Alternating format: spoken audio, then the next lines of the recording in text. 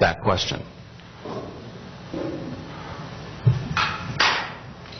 I believe Secretary Reed from Washington. Todd, really in terms of the way we conduct the election, there isn't anything that we need out of the AC per se. But the problem articulated by a few states this morning during discussion was that they have money sitting there that has already been authorized to go to their states but hasn't been released because they don't have commissioners there. They have equipment sitting on offices ready to be operated, but the certification which has gone through NIST in the process hasn't been released by the office. So we had quite a discussion this morning, and one thing that the National Association of State Election Directors came up with is a letter to the acting director saying that he can take this action. And then talking to Peter Shellstock this morning, Peter said he thought that was true as well. But those are the two things we need. We need to release the money that's supposedly already going out to the states and release the certifications of equipment so we can go ahead and use it this fall. Thank you, Sam. I appreciate it. Sam was known when I was Secretary of State as the butt Secretary of State.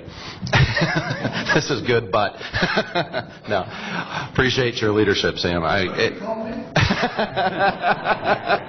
Those congressmen. Let me take that back. Maybe we can. I hate to be the guy from the federal government here to help, but let me see if I can help with that. Yeah, because we were in a quandary running even a way of getting commissioners appointed temporarily, which ended up not being the way we went, but we ended up supporting that letter to go to the acting director. But yeah, it really would help if we could get some push from the... In your opinion, are these perfunctory decisions, or have decisions already been made? Or are they... What kind of decision-making do we need here that we would think we would even need commissioners to do? What we need to do is to just push the organization to start getting some of this out. And Peter is still here. Peter, do you have any clear articulation of this that you would raise right now? On those 2 points, the certifications are done by the executive director. They don't require a commission vote. Peter, could I ask you to come up to the microphone because of the cameras and not yourself, for the record? Is this working? Yeah. I'm Peter Shellstock with the Committee on House Administration Staff. On the 2 points that Secretary Reed raised, the certifications of an individual voting system are issued by the executive director of the agency. They don't require a vote by the commission. And similarly, the release of funds to the states from the HAVA funding does not require action by the commission. Those are non-discretionary grants.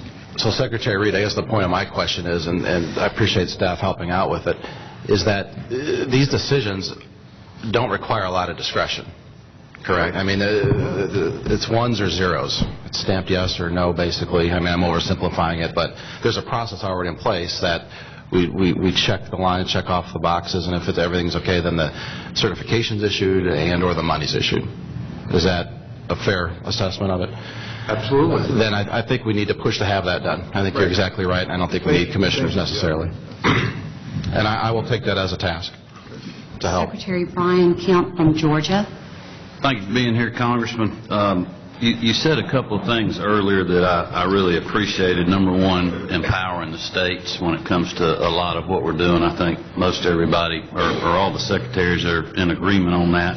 Also, that in the elections process that we all are human. We're dealing with a lot of humans ourselves, especially in Georgia, where we do have a statewide system, but we have 159 county offices that are running the elections and sending the absentee ballots out.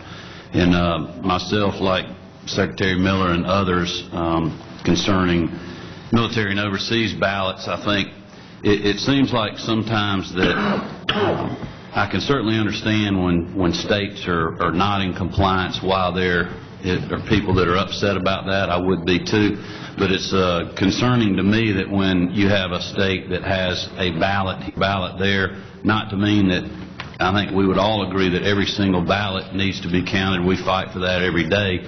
But it seems like we're persecuted for 1 or 2 ballots because of human error sometimes, just like states that may not be in compliance at all. And I would just urge you and ask your thoughts as you give oversight to the FEC, FDAP, the EAC, and certainly I don't guess you give oversight to the Justice Department, but any ways that you can help influence to make them realize that, you know, we want a working relationship as we do these things, and we're also subject, as you know, to what the legislatures pass in our states as we go through the process, that we would certainly appreciate that at the state level. Absolutely, sir. I will advocate for it, and if you ever hear that I'm not, don't be bashful about letting me know.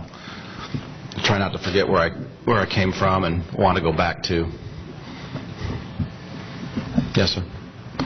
Jason Gant, South Dakota. I know, of course, Congress is grappling with budget issues every day, and a lot of the federal government is at times out of whack compared to what some of the states are doing.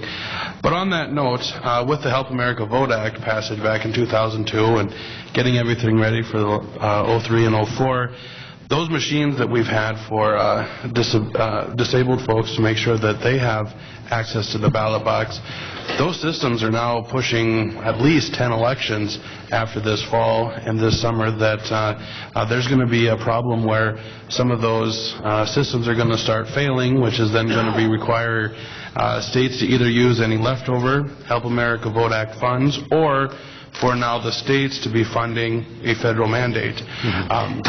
So I'm very cautious of where the federal government budget is. However, I want us to start thinking about when these machines start to fail is going to be the plan. If we need to start discussing today on the federal level of whether or not we need to be planning on changing some of those requirements, or if the federal government is going to say, well, states, you're now going to have to pay for that. Excellent question. I wondered when the day was going to come. And back in 2003, 2004, we thought, you know, that this day would come at some point where those machines that we were scrapping over and thought were the new and the best technology, and we're doing such a good job in working out the bugs in them, would now be obsolete.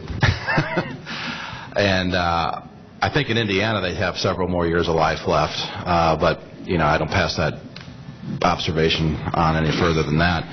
As far as any other states go, I think if you heard me advocate here now for a half an hour about states' rights and federalism and how we're human, I think if the states were caught flat-footed or even negligent in 2000, it was how little attention we ourselves as states paid to the election process, and how much little money we put in. And I think since 2000 you should be directing your energy, at least in significant part, to your state legislature. Because the days where the states could get off by not investing in their process, and I mean a lot, I think are over. And that's just the straightest, most honest answer I can give you. Maybe it's completely wrong. Maybe there's going to be a bipartisan group of congressmen and women who come out tomorrow and say, you know what, we like the changes that we made with the Help America Vote Act, we like the access the machinery is giving, and we decided we're going to fund it for the states and block grant it. And I wish first, quite frankly, we block grant Medicaid and some other things to the states and the education budget. But maybe that tomorrow they're going to come out and say that, completely unbeknownst to me. But I would say, as you being a Secretary of State, you should get your state acclimated to the fact that they have got to put a lot more money in the election process. If on the other out the other side of the mouth you're going to say, federal government, stay out of our election process. I think that's a two-way street there. That should have generated some discussion.